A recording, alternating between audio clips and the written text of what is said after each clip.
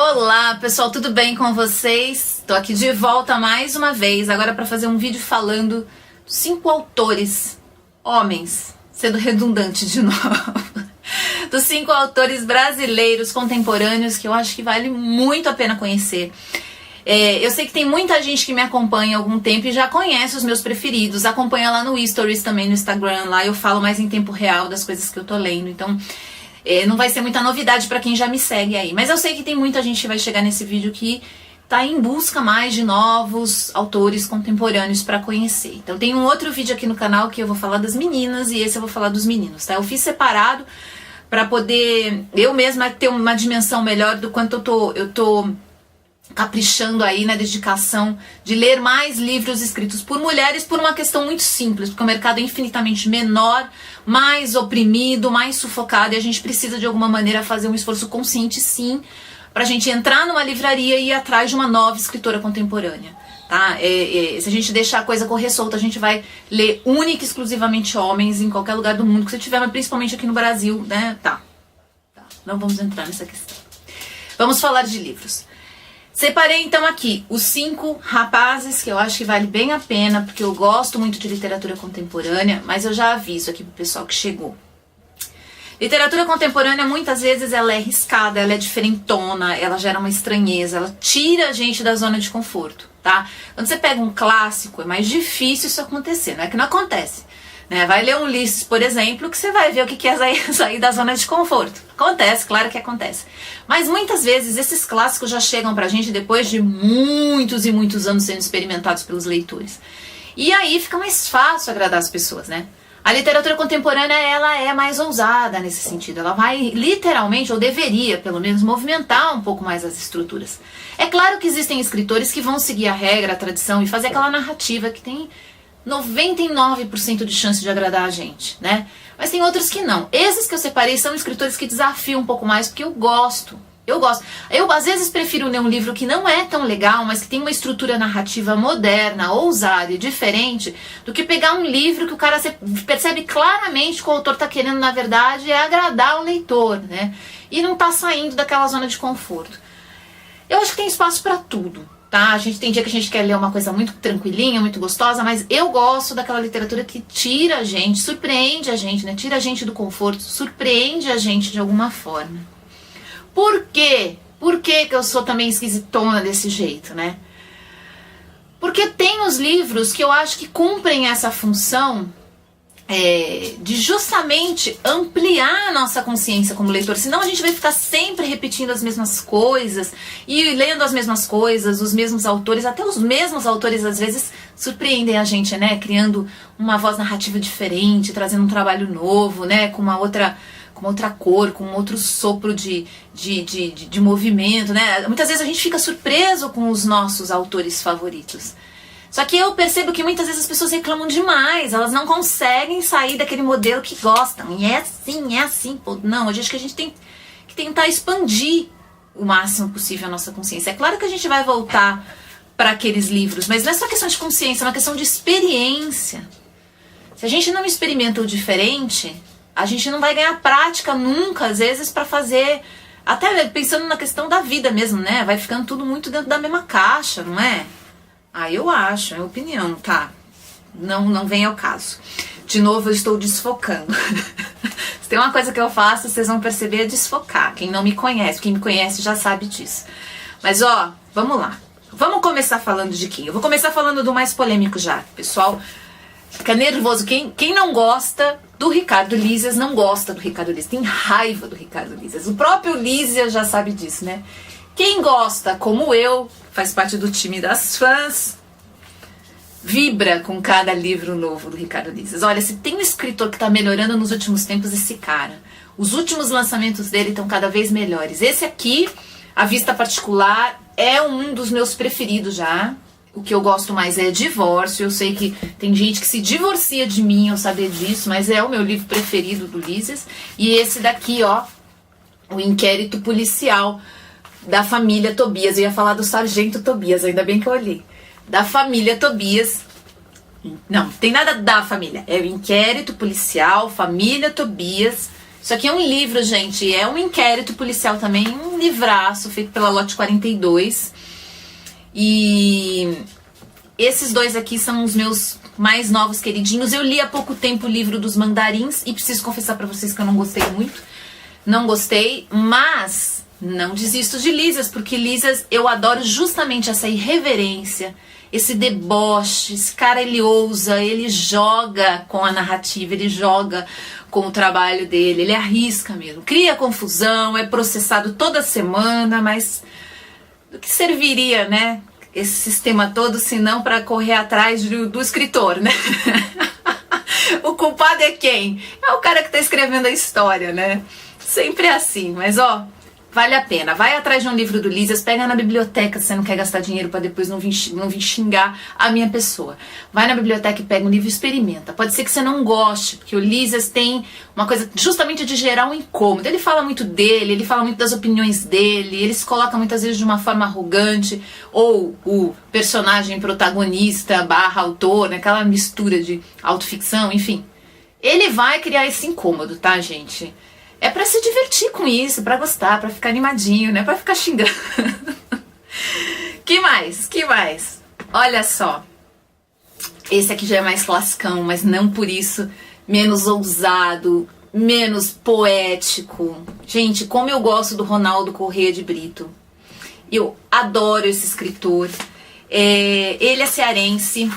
Vamos até mostrar a fotinho do Ronaldo aqui. Ele é uma figura tão simpática, assim. É um escritor que tem livros muito bacanas, que eu gosto muito. Tem vídeo de livros dele aqui no canal. E eu acho que é um escritor brasileiro que merece muito ser lido. Esse livro aqui, Estive Lá Fora, é um livro muito bacana. Eu li nesse tempo que eu tava fora. Eu tenho algumas anotações dele, mas eu quero ver se também eu faço um vídeo para deixar aqui no canal, guardado de lembrança. Que escritor poderoso esse, gente. Que escritor que fala da realidade brasileira que não está na mídia, que não está sendo relatada pela TV Globo, né? Ele tem uma leitura disso que ao mesmo tempo escapa dos clássicos brasileiros que falam disso, né? Ao mesmo tempo extremamente inspirado para falar do sertão, para falar do Nordeste, para falar da forma como o Brasil é vivido, né? Como ele é sentido, como ele é pulsante, longe das grandes capitais e numa realidade aí que não passa, isso que eu falei, não passa pela mídia. Ele mostra isso de uma maneira tão bacana que eu acho que vale muito a pena a gente conhecer o trabalho do Ronaldo Corrêa de Brito. É um escritor que eu acho que ainda vai ser muito falado. Vai demorar um pouco, né, como sempre, mas eu acho que é um escritor que ainda vai ter o espaço dele muito bem reconhecido, tá? Espero que não daqui a 50 anos, né, como acontece normalmente. Agora eu vou falar de quem? Vou falar do Galera, Daniel Galera. Eu sempre volto no Galera, né? Eu sempre volto no Galera, porque eu acho esse um dos caras que é um dos nomes aí que mais vão dar o que falar. Esse cara aqui, sem dúvida nenhuma, o Daniel Galera, é um escritor que ele não produz tanto, ele tem poucos livros, eu acho. Teve um período que ele produziu mais, agora ele tá um tempo, eu tô ansiosa esperando um outro livro do Galera já. Ele tem o Barba Ensopada de Sangue, que muita gente conhece e gosta. É o livro do Daniel Galera, então se você quiser conhecer o trabalho dele, vai ler, vai começar por esse. Esse aqui, Até o Dia que o Cão Morreu, é um livro mais tranquilo, mais rápido de ler, mas não é o melhor, tá? Eu acho os dois melhores livros dele, o Barba Ensopada de Sangue e esse último. 20 para Meia-Noite, eu acho que é o nome. Eu, como sempre, não sabendo o nome. 20 para Meia-Noite, eu acho. Só que esse livro é um livro, assim, diferente. Ele é um livro que já tem uma estrutura diferente, os personagens, as situações, mas, assim, são capítulos e trechos que, pra mim, marcaram já a minha relação com esse autor, né, com Galera. Eu acho o 20 para Meia-Noite um dos melhores livros dele. Eu sei que tem gente que discorda totalmente, mas eu gosto. Pelo tema, pela maneira como ele aborda, como ele constrói. É diferente, mas eu gosto. E o Bar Me Ensopada de Sangue, tá? Que eu não tenho nenhum dos dois mais aqui. Esse aqui foi o último que eu reli. Eu já reli esse livro acho que umas 2 ou 3 vezes. Eu gosto muito desse livro. Eu gosto muito de reler os livros do Galera. Ele tem uma atmosfera, ele coloca a gente dentro da leitura. Você vai lendo, galera, você vai entrando numa atmosfera como se você estivesse em casa. Não me pergunta por quê, mas eu tenho a impressão que é como se a gente estivesse conversando com um amigo de infância num ambiente aconchegante, conhecido. Não sei, acho que isso é uma característica do texto dele mesmo. Ele vai envolvendo a gente com uma proximidade, uma intimidade que dá essa impressão. Pode ser coisa minha só, mas... Agora esse cara aqui, eu tenho um carinho imenso por ele, eu tenho um carinho enorme. Gente, olha, se o ano de 2017 não teria sido o mesmo se eu não tivesse conhecido esse cara aqui. Outro cara polêmico, acho que é amigo do Lísias quase. Anderson França, ou o Dinho. Rio em Chamas. O Dinho, ele tem um perfil, ele tem 2, 3 perfis, sei lá quanto, lá no Facebook. E uma das coisas que eu mais resisti nesse ano foi voltar pro Facebook. Eu precisei voltar por uma questão de trabalho. Eu não vejo mais nada dentro dessa rede social que vale a pena de verdade, a não ser o encontro que eu tive com esse cara. Encontro virtual, tá? Não aconteceu de verdade, mas eu encontrei o perfil do Dinho por acaso e comecei a seguir. E diariamente o Dinho coloca textos ali onde ele fala sobre a realidade nas comunidades cariocas, ele fala sobre a questão da periferia, do social, do problema racial, da questão da mulher, e ao mesmo tempo que ele está descobrindo, né, as fragilidades desse sistema, as fragilidades das conclusões e opiniões dele dentro desse sistema, ele vai compartilhando isso com a gente. Então é um movimento de aprendizado que ele compartilha com o pessoal na internet, e ao mesmo tempo o Dinho é um cara que escreve super bem, eu acho. Né? Porque você colocar essas questões de uma maneira que não distancia, de uma maneira que aproxima, sem ficar agressivo. Esse é o grande problema, eu acho, das redes sociais, quando as pessoas tentam trazer à luz, né, trazer a consciência para as outras pessoas, é o tom como isso é feito. Se você entra num tom de ressentimento, num tom de mágoa, num tom agressivo, as pessoas fecham o seu perfil e vão embora e nunca mais voltam. E perde a oportunidade de conversar com mais gente. Eu sei que não é todo mundo que tem a capacidade do Dinho, mas que bom que ele tá aí, que bom que ele tá falando essas coisas. Eu também sei que tem muita gente que odeia esse cara. Ele é um cara ameaçado de morte quase que diariamente.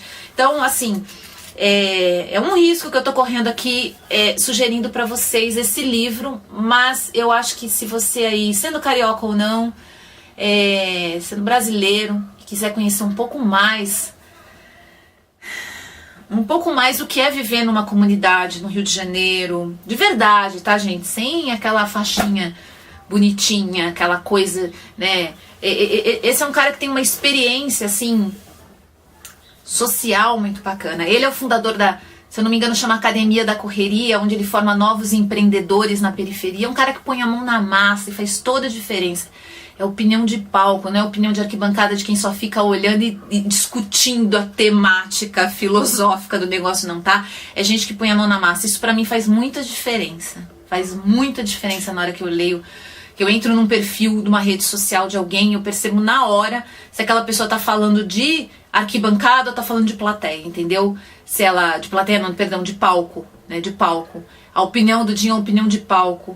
Então você percebe que o cara entende o que ele tá falando, porque ele vive essa realidade, ele vive no meio dessas pessoas, ele não fica só na filosofia, né? Então eu gosto muito disso. Acho que vale muito a pena. Esse Rio em Chamas concorreu inclusive ao Jabuti, ele não ganhou, mas concorreu. E eu lembro que é o Jabuti, eu tô ótima. Olha só, o último que eu vou falar aqui é este livro que eu acabei de ler. Então eu tô super bem impressionada com a imensidão íntima dos carneiros, do Marcelo Maluf. Esse é um livro que eu já tinha ouvido muita gente falar. Christian Assunção, a Tami falou desse livro. Nossa, tantas pessoas eu ouvi falar bem desse livro, só que eu não encontrava ele pra comprar em lugar nenhum, gente. Encontrei aqui no Espaço Cultural Itaú. E foi uma alegria pra mim começar a ler. Ele é um livro curtinho, é rapidinho pra ler. Eu li, reli, voltei algumas passagens, porque aconteceu uma coisa muito interessante comigo com esse livro. Como eu acabei de ler, eu vou fazer um vídeo dele, eu acho. Eu vou fazer um vídeo. Eu entrei muito num desânimo, gente, de fazer livro, fazer vídeo falando sobre livro, porque a gente repara que o pessoal não gosta, né? O pessoal quer tudo bem rapidinho, mastigadinho e ali e tal. Mas enfim, acho que isso fica pra memória mesmo, né? Pra minha memória, que já não é muito boa, vamos dizer, né? Eu vou fazer um vídeo. Mas ó, por que eu gostei dessa história? Por que eu gostei desse jeito que o Marcelo Maluf conta a história da família dele? Esse é um livro autobiográfico, né?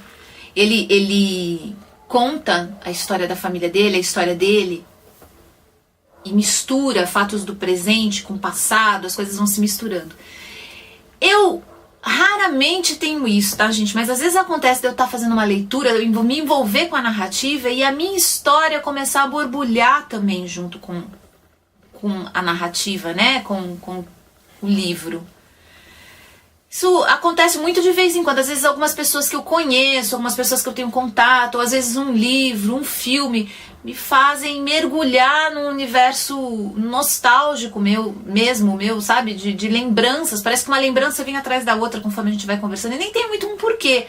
Aí você fala, mas é um livro de memórias, é por isso. Não é exatamente por isso. Tem livros de memória que não me despertam tanto. Eu acho que a maneira como ele conta as histórias desse livro, as histórias nesse livro, elas são feitas realmente para despertar emoção na gente e para nos aproximar desse processo dele de resgate de memórias. Por isso que isso acontece com a gente.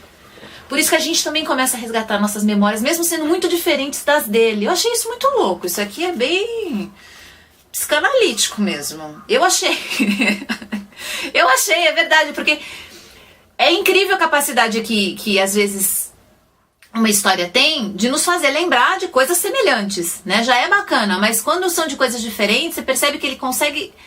Eu acho que ele consegue de alguma maneira adentrar o mecanismo que nos ajuda a trazer essas memórias, de alguma maneira fundamentá-las no presente. Ixi, Maria.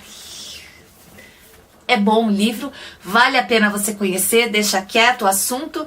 Marcelo Maluf, A Imensidão Íntima dos Carneiros. Procura, fica de olho. Eu encontrei no Espaço Cultural Itaú de Cinema, aqui em São Paulo, tem uma livraria pequenininha lá dentro, eu encontrei lá. Fica de olho, acho que na internet também tem.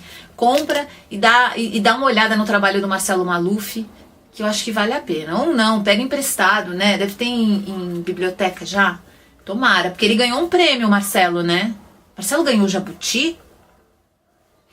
Putz, grina, eu não lembro nem o prêmio que eu ganhei. Como se eu tivesse ganhado o prêmio. Eu não ganhei prêmio não, tá, gente? Eu tô dizendo o seguinte, se eu tivesse ganhado eu não ia lembrar. Você imagina se eu vou lembrar algum prêmio do Marcelo? Não vou, mas enfim, ele é premiado, tá? E esses foram os 5 rapazes que eu queria contar pra vocês que vale a pena ler. Pelo menos na minha opinião. Na minha humilde opinião, que não serve pra muita coisa. Ainda mais porque eu não lembro de quase nada. Mas enfim, gente, é isso. Fiquem bem, eu volto falando mais um pouquinho pra vocês dos livros que eu li. Vou fazer vídeo desses livros que eu prometi aí, tá? E não leva muito a sério esse canal nem esses vídeos não, senão você vai perder tempo, tá? Aqui é só pra gente dar risada mesmo e trocar uma ideia, tá bom? Fiquem bem, até a próxima. Tchau, tchau.